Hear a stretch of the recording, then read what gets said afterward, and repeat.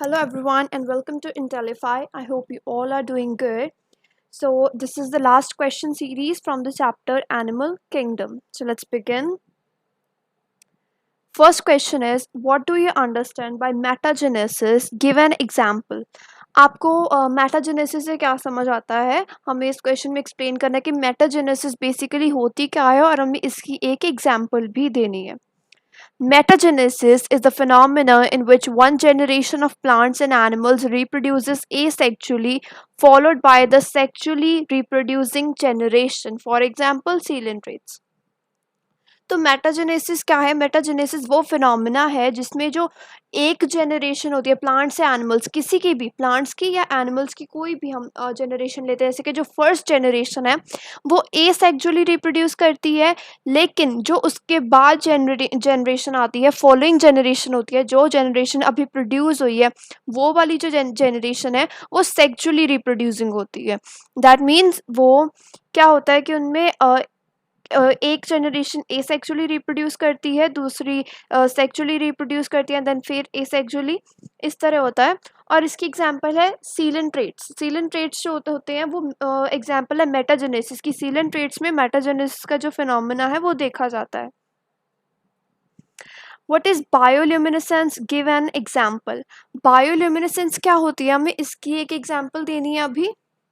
The production and emission of light by a living organism is known as bioluminescence. Bioluminescence क्या होती है? Light की production और emission by a living organism. That is, जब एक living organism जो होता है वो लाइट को प्रोड्यूस भी करता है और एमिट भी करता है, तो उस फिनोमिना को हम बोलते हैं bioluminescence. It is widely seen in marine animals, in some fungi and a few terrestrial invertebrates. और बायोल्यूमिनेसेंस किन किन एनिमल्स में ऑब्जर्व की जाती है? वाइल्डली सबसे ज़्यादा तो जो बायोल्यूमिनेसेंस का फिनोमिना है वो मरीन एनिमल्स शो करते हैं, वो लाइट को प्रोड्यूस और एमिट करते हैं, और कुछ फंजाई में भी देखी जाती है, और कुछ फ्यू टेरेस्ट्रियल इन्वर्टिब्रेट्स में भी हमें ये फिनोमिना देखने को मिलता है. Jellyfish and fireflies exhibit this phenomena. अब जो जेलीफिश है that is a marine animal. Okay, तो जेलीफिश और फायरफ्लाइज में ये फिनोमिना देखने को मिलता है. दैट इज़, जो जेलीफिश होती है वो अपनी बॉडी से लाइट प्रोड्यूस करती है और उसे एमिट करती है. वो उसके डिफरेंट यूजेस होते हैं, वो अपने डिफरेंट जो यूजेस के लिए वो बायोल्यूमिनेसेंस का जो फिनोमिना है वो शो करती है.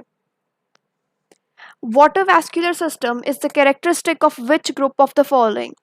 वाटर वैस्कुलर सिस्टम जो है, अब हमें बताना है कि फॉलोइंग, ये जो हमें ऑप्शंस दी गई हैं ए बी सी डी, इनमें से कौन सा ग्रुप है जिसकी कैरेक्टरिस्टिक है water vascular system? A Porifera, B Ctenophora, C Echinodermata, D Chordata. So the answer is C Echinodermata. Echinodermata जो है इस ग्रुप में वाटर वैस्कुलर सिस्टम की कैरेक्टरिस्टिक पाई जाती है. क्या होता है ये एकिनोडर्मेटा का कैरेक्टरिस्टिक फीचर होता है water vascular system. The perforate plate known as the madreporite in them allow water to percolate into their system. एकिनोडर्मेटा में जो परफोरेट प्लेट होती है, दैट इज जिसमें पोर्स होती हैं, वो जो प्लेट होती है उसे मेड्रोपोराइट कहते हैं. उनमें मेड्रोपोराइट कहा जाता है वो परफोरेट प्लेट को. और ये जो प्लेट होती है ये अलाउ करती है कि उनका जो सिस्टम है, उनकी जो बॉडी है, उसमें वाटर जो है वो जा सके. It allows water to percolate into their systems. Perforate plate जो होती है it allows the water to percolate into the system और body of Echinodermata. Fourth question is, when is the development of an organ called as indirect? कोई भी जो organ होता है उसकी डेवलपमेंट को इनडायरेक्ट कब कहते हैं? So there are two types of developments, direct development and indirect development. किसी भी ऑर्गन की डेवलपमेंट को हम इनडायरेक्ट तब बोलते हैं when they have a larval stage morphologically distinct from adult. जब उनकी बॉडी का जो स्ट्रक्चर होता है, आउटर स्ट्रक्चर जो होता है वो अडल्ट की बॉडी के comparatively, that is when they grow adult and when they are at the larval stage, तो उनका जो बॉडी का स्ट्रक्चर, आउटर स्ट्रक्चर होता है वो डिस्टिंक्ट होता है, वो डिफरेंट होता है, डिस्टिंग्विशेबल होता है. That is their larval stage and the adult body structure is different from each other. Intermediate stages are present, तो जब इनडायरेक्ट डेवलपमेंट होती है तो इंटरमीडिएट स्टेजेस प्रेजेंट होती हैं। एंड एग्जाम्पल इज इनडायरेक्ट जो ऑर्गन डेवलपमेंट होती है वो फ्रॉग में होती है और कॉकरोच में होती है। दैट इज जब फ्रॉग दे आर टैडपोल्स, तो उनकी जो बॉडी का स्ट्रक्चर होता है, मॉर्फोलॉजी होती है, वो डिफरेंट होती है। And when they grow old, they become adult, तो उनकी जो मॉर्फोलॉजी है वो डिफरेंट होती है। लार्वल स्टेज से और अडल्ट स्टेज में बहुत डिफरेंस होता है। Fifth question is, prepare a list of some animals that are found parasitic on human beings. Human beings में कौन से animals जो हैं वो parasitic पाए जाते हैं, हमें उनकी list prepare करनी है. List of animals that are found parasitic on human beings. That is, human beings की body में कौन से parasites रहते हैं, human beings की body पे कौन से parasites feed करते हैं, ह्यूमन बॉडी जो है कौन से पैरासाइट्स के लिए एज होस्ट एक्ट करती है, हमें उन पैरासाइट्स की लिस्ट बनानी है. So some animals that are found parasitic in human beings are as follows. कुछ एनिमल्स जो कि ह्यूमन बीइंग की बॉडी में पैरासिटिक फाउंड किए जाते हैं, उनकी लिस्ट जो है वो ये है. कुछ एनिमल्स उनमें से ये हैं. First is tapeworm. टेपवॉर्म जो होता है वो ह्यूमन बीइंग की बॉडी में स्मॉल इंटेस्टाइन में रहता है. It feeds from the small intestine of the human body. Second is Ascaris और round worm. Third is Ancylostoma, और जिसे हम हुकवॉर्म भी कहते हैं, कॉमन नेम है इन स्मॉल इंटेस्टाइन. ये भी जो हुकवॉर्म जो होता है ये भी ह्यूमन बींग्स की स्मॉल इंटेस्टाइन में रहता है and it performs the functions. Fourth is Enterobius pinworm. So this is the scientific name and this is the common name of this animal organism, pinworm. Pinworm जो होता है वो colon में, caecum में और वर्मीफॉर्म अपेंडिक्स में पाया जाता है. It is found in the colon and the cecum of large intestine and the vermiform appendix. Fifth is Wuchereria और फिलेरियल वर्म. ये जो होता है वो लिम्फ नोड्स और लिम्फेटिक वेसल्स में, जो हमारे बॉडी का लिम्फ सिस्टम होता है उसमें जो लिम्फ नोड्स होती हैं वहाँ पे होता है फिलेरियल वर्म, एंड जो लिम्फेटिक वेसल्स होती हैं उसमें भी होता है. Sixth question is, if you are given a specimen, what are the steps that you would follow to classify it? Six question है कि अगर आपको एक स्पेसिमेन दिया जाता है यू सपोज, तो कौन से वो स्टेप्स होंगे जो आप फॉलो करेंगे उसे क्लासिफाई करने के लिए. तो the answer is following are the steps to be taken to classify a specimen. एक स्पेसिमेन को क्लासिफाई करने के लिए हमें ये सब स्टेप्स लेने होंगे. First is classify level of organization. हमें उसका जो लेवल ऑफ ऑर्गेनाइजेशन, उसमें जो सेल्स हैं, उसकी बॉडी में जो सेल्स हैं उनका लेवल ऑफ ऑर्गेनाइजेशन क्लासीफाई करना होगा. Classify the arrangement of cells in cellular and tissue level organization. हमें क्लासीफाई करना होगा कि जो सेल्स का अरेंजमेंट है वो सेल्यूलर लेवल ऑफ ऑर्गेनाइजेशन में है या फिर टिश्यू लेवल ऑर्गेनाइजेशन है. Second is symmetry. हमें सिमेट्री देखनी होगी कि वो जो ऑर्गेनिज्म है whether it has radial symmetry और bilateral symmetry. We have to classify the organism as radial और बायलेटरल सिमेट्री. क्लासिफाई डिप्लोब्लास्टिक और triploblastic organisation.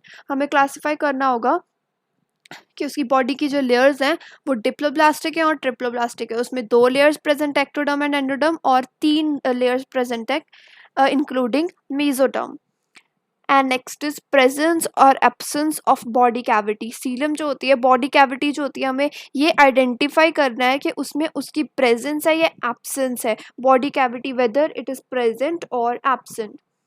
Type of coelom development. Coelom किस तरह डेवलप हुई है हमें वो आइडेंटिफाई करना है, कैसी डेवलपमेंट है सीलम की. And next is classify segmentation. हमें उसकी सेगमेंटेशन क्लासीफाई करनी है कि किस तरह the organism is segmented. Next is differentiate the presence और absence of notochord. Notochord present है या एब्सेंट है, हमें ये भी क्लासीफाई करना है. Question number 7, what are the peculiar features that you find in parasitic platyhelminthes? platyhelminthes में कौन से specific features हमें देखने को मिलते हैं, हमें वो बताने हैं. तो following ये जो answers में features हमने list किए हैं, these so this is the first one. So including this there are 7 features जो हमने यहाँ पे list किए हैं जो parasitic platyhelminthes में हमें मिलते हैं. So the first is free living parasitic forms and mostly hermaphrodites. तो जो पैरासिटिक प्लेटीहेलमिंथस होते हैं वो फ्री लिविंग पैरासाइट्स होते हैं और मोस्टली वो हेर्माफ्रोडाइट्स होते हैं। Second is body organization observed is of tissue organ grade. Body organization जो होती है वो कौन सी होती है, टिश्यू ऑर्गन ग्रेड की होती है। That is they are composed of cells and then tissues and then उनमें डिफरेंट डिफरेंट ऑर्गन्स भी होते हैं। Third is 3 layered body wall. उनकी जो बॉडी वॉल होती है वो 3 लेयर्ड होती है।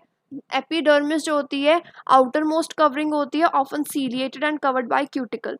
तो बॉडी वॉल जो होती है वो 3 लेयर्स की बनी होती है। एपिडर्मिस जो होती है वो आउटर मोस्ट कवरिंग होती है और मोस्ट ऑफ द टाइम क्या होता है कि सीलिएटेड होती है एपिडर्मिस, दैट इज उसमें सीलिया प्रेजेंट होते हैं और क्यूटिकल ने कवर की होती है। एंड नेक्स्ट फीचर इसके उनमें एनारोबिक रेस्पिरेशन परफॉर्म करते हैं ये जो पैरासाइट्स होते हैं प्लेटीहेलमिंथस, दैट इज उनमें कोई स्पेसिफिक रेस्पिरेटरी ऑर्गन प्रेजेंट नहीं होता, they perform anaerobic respiration. presence of well defined excretory structures such as flame cells and और क्या होता है parasitic platyhelminthes में well defined excretory structures जिन्हें हम flame cells बोलते हैं वो present होते हैं। presence of antitoxins and a thick tegument which is resistant to the digestive enzymes of host। तो क्या होता है कि एंटीटॉक्सिन्स प्रेजेंट होते हैं और एक थिक टेग्यूमेंट होता है जो कि रेजिस्टेंट होता है टू डाइजेस्टिव एंजाइम्स। होस्ट की जो डाइजेस्टिव एंजाइम्स होती हैं उनको रेजिस्ट करता है, ओपोज करता है और ये एक थिक टेग्यूमेंट प्रेजेंट होता है। And digestive track is incomplete और एब्सेंट। एंड पैरासाइट्स में क्या होता है, जो डाइजेस्टिव ट्रैक्ट होता है वो या तो इनकम्प्लीट होता है या फिर टोटली एब्सेंट होता है। Anterior body part contains suckers, hooks, eye spots and auricles for attachment to the host। जो anterior body part होता है उसमें suckers होते हैं, hooks, eye spots या auricles पाए जाते हैं जो कि host के साथ attached होते हैं। Highly developed reproductive system of parasitic forms. Platyhelminthes जो पैरासाइट्स होते हैं उनकी पैरासिटिक फॉर्म्स में क्या होता है, हाईली डेवलप्ड रिप्रोडक्टिव सिस्टम होता है। रिप्रोडक्टिव सिस्टम जो होता है वो हाईली डेवलप्ड होता है, दैट इज उसकी कंप्लीट डेवलपमेंट हुई होती है। Next question is the last one. How useful is the study of nature of body cavity and coelom in the classification of animals? Animals की classification में जो body cavity और coelom की study है वो कितनी यूज़फुल होती है, हमें वो बताना है कि कितना यूज़ आ सकता, मतलब कितनी यूज़फुल हो सकती है अगर हम एनिमल्स की क्लासिफिकेशन में बॉडी कैविटी या सीलम की का जो नेचर है वो स्टडी करें। So the answer is the coelom is the body cavity or fluid filled space lined by the mesoderm and animals possessing coelom are called coelomates। तो सीलम क्या होती है, बॉडी कैविटी होती है या फिर एक फ्लूइड फिल्ड स्पेस होती है, that is it is a cavity जिसमें फ्लूइड फिल्ड होता है and this is lined by mesoderm, we can say surrounded by mesoderm. और एनिमल्स जिनमें सीलम प्रेजेंट होते हैं हम उन्हें बोलते हैं that is they are coelomates. In some animals, कुछ एनिमल्स में क्या होता है, the body cavity is not lined by mesoderm, instead the mesoderm is present as scattered pouches in between the ectoderm and endoderm। कुछ animals में क्या होता है कि जो बॉडी कैविटी होती है, सीलम होती है, that is not lined by mesoderm, mesoderm ने सराउंड नहीं की होती, mesoderm की अलाइनिंग नहीं होती उस पर। इंस्टेड क्या होता है कि जो मेसोडर्म होती है वो एज स्कैटर्ड पाउचेस, एक्टोडर्म और एंडोडर्म के बिटवीन, एक्टोडर्म और एंडोडर्म के बीच स्कैटर्ड पाउचेस की फॉर्म में मेसोडर्म प्रेजेंट होती है, दैट इज वो प्रॉपर नहीं होती, अलग अलग जगह पे स्कैटर्ड होती है। Such a body cavity is called pseudocoelom, और इस तरह की बॉडी कैविटी को हम बोलते हैं pseudocoelom. And the animals possessing them are called pseudocoelomates, और जिन एनिमल्स में ये बॉडी कैविटी होती है उन्हें हम बोलते हैं सूडोसीलोमेट्स। एग्जाम्पल है उसकी Aschelminthes are the example of pseudocoelomates. In some animals body cavity is absent, और कुछ एनिमल्स में क्या होता है बॉडी कैविटी एब्सेंट होती है और उन्हें हम बोलते हैं एसीलोमेट्स। एग्जाम्पल इज प्लेटीहेलमिंथस, जिन एनिमल्स की बॉडी में सीलम प्रेजेंट नहीं होती उसे हम बोलते हैं प्लेटीहेलमिंथस। So, classification of body cavity and coelom are important to decide the complexity of an organism at organ level. तो जो body cavity या coelom की जो classification है हमें इस तरह इसकी study जो भी इस तरह useful हो सकती है, इस तरह important हो सकती है, क्योंकि इसके accordingly हम decide करेंगे कि जो organism है उसमें जो organ level की complexity कितनी है. Will decide the complexity of an organism at organ level with the help of study of body cavity or coelom. So this is it. Thank you.